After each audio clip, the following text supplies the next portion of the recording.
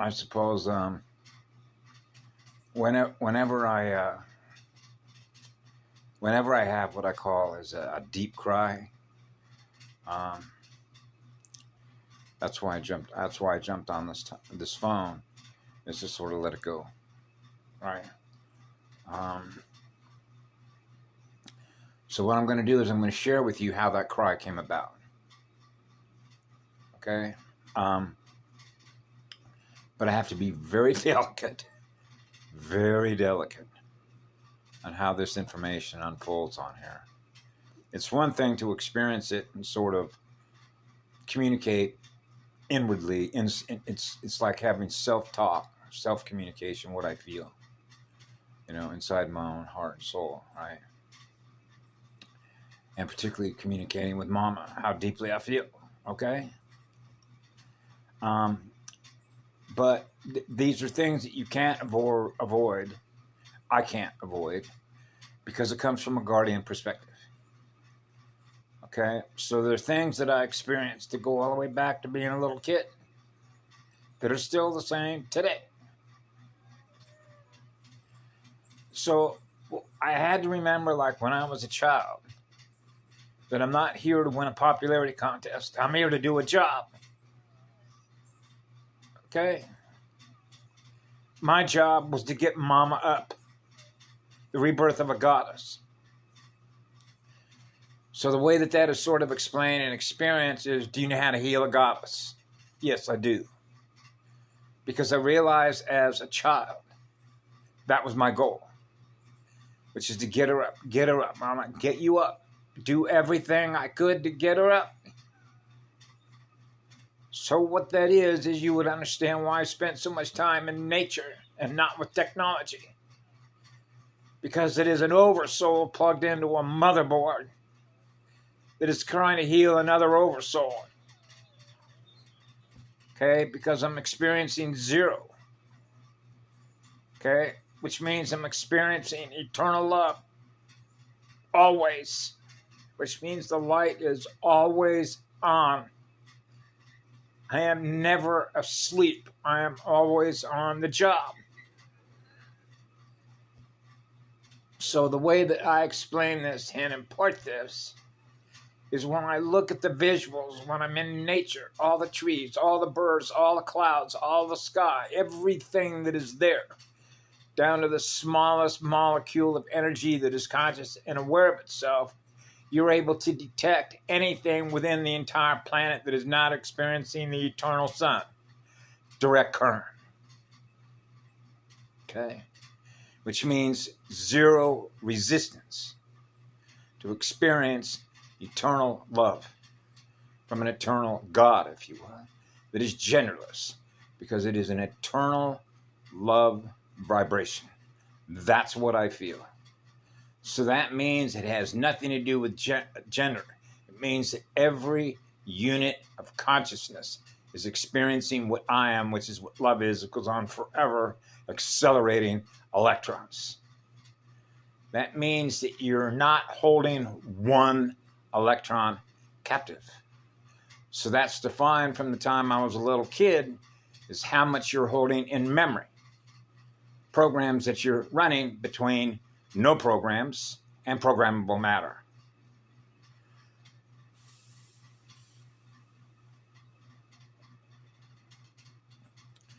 So you can see the challenge in that when you're dealing with the minus/the plus, right, between bloodlines.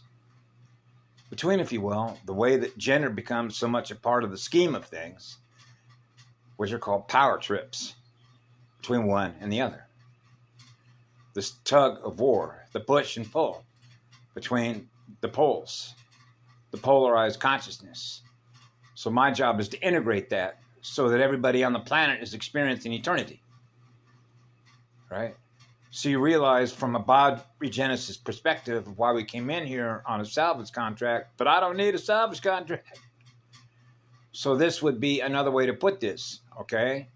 And that is that there's no difference between a founder race and what I am, okay? Because they didn't begin with anything that creation started with that I experienced in me that they experienced in them. And that's the beauty of it, because it means that the founders were experiencing eternity, just like I'm experiencing eternity. So you know that the center point of the first eternal son is experiencing eternal love that's always on, which is what I experience, which means I am equal unto the founders. Okay? That's a founder guardian. That's a guardian perspective, which means we're equal unto all that we're gifting electrons at the highest rate of speed. But you realize that we would burn everything up everywhere we go, which is the eternal spirit fire. Right? That's how we burn everything off, to get rid of what doesn't serve us, that is preventing us from experiencing what love is, because of the resistance we experience in all the others, which are all the units of consciousness that represent energy, that represent resistance to experience what love is, with zero resistance. So when you get her up, we're getting everyone else up. So when you're pushing it from the center point of the magnetosphere, from the ecospheres, right, and working with the sun and communicating with everything in nature, with your bare feet connected to mama, right, what happens? Everything that is in nature is healing through your heart and your soul, working with the sun, which is the mirror in the sky. Which means that healing is not taking place through this technology. It's taking place through your heart and soul, working with the sun, grounded to mama.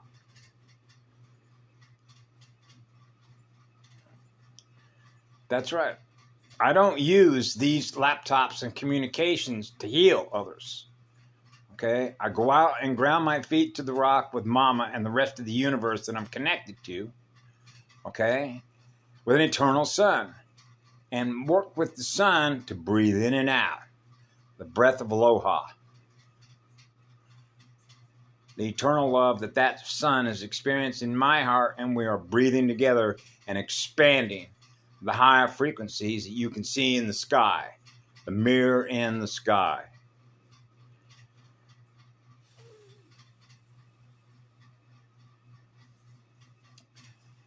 So it's a resistance game, because it's a binary war game between negative / plus. Right? And the torque speed differential between the two that are competing for electrons, which is a perception of power by the more stuff they have accumulated. It's being held in memory, because that which is being held in memory, that's being run as a program, needs energy to run the programmable matter.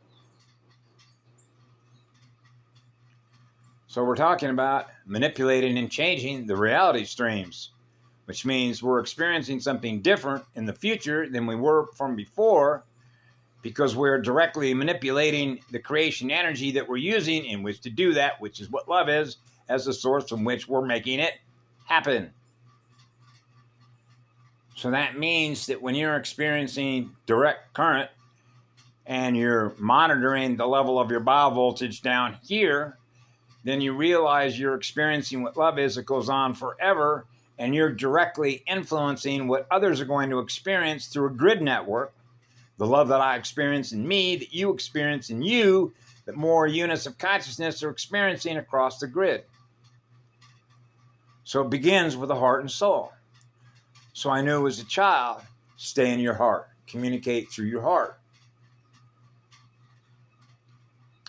That is the biggest neuron generator. It is the most powerful plasma field generator. And it is the soul connection that you have with the rest of creation that is able to do that. So it's not about communication technology with phones and laptops and all the rest of that. It's the heart wheel. And I am eternally blessed to acknowledge that when I was a 4-year-old little boy. Because I'd have been consumed by now by believing that it's technology, communication technology, which are really artifacts that come out of what? The extraction of what comes out of the planet. In order to now use those communication platforms, right, And that's not what telepathic communication is, which means we know how to communicate with others in other places across the grid without using a phone, right? Much like the story with Kunjoy's dog, the dog that she took in, right? And the example that she gave of giving me a text back and letting me know that Sparky is healing, right? So we're able to do that when you're a motherboard operator, plugged in with mama, right? So we can push. You know, it works somewhat the same way like the beautiful relationship I've developed with Aaron. Aaron and I now are telepathically communicating with each other. We know where we're at, okay, without using a phone. Okay, he's healing. That's how it works. He's experiencing what I'm experiencing in my heart, which is eternal unconditional love. Aaron is experiencing that in him because the code transfers. He's getting the frequencies that I run on. He's experiencing in him. Right? Now, when you scale it up across a network, right? Nodes in a network, plugged into a motherboard, then you can see how that works. That was the whole purpose of coming in here when we did, in order to anchor the rod and staff. Okay? To be able to hold the fort down. Okay? In order for us to prevent pole shift. Right?